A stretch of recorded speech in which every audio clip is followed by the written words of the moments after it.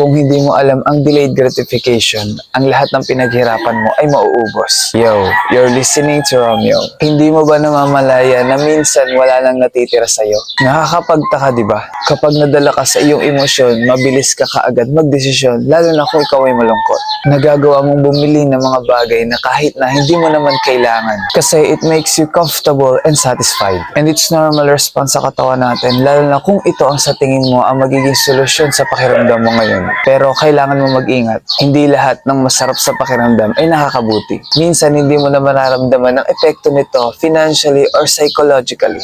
Once na mag-out of control ka sa isang bagay, mauubos ka dahil gusto mong palagi meron ka natatanggap in return to your wants. But if you know how to be responsible and delay gratification, you will be disciplined. Kung kontrolado mo gumastos o mag-react sa isang bagay, hindi ka magiging impulsive buyer. Ano ba ang mas matimbang sa'yo? Mag-ipon para kumita o mag-ipon para gastusin lang? Alam kong nakakatukso mamili, but your success depends on how responsible you are right now. Monitor your expenses and just spend on what is needed. Kung wala ka pang idea sa tamang paghahawak ng pera, magbasa ka ng mga libro o kaya magpaturo ka. We are not just talking about money. We are talking about your future. Again, this is Romeo and see you in my next video.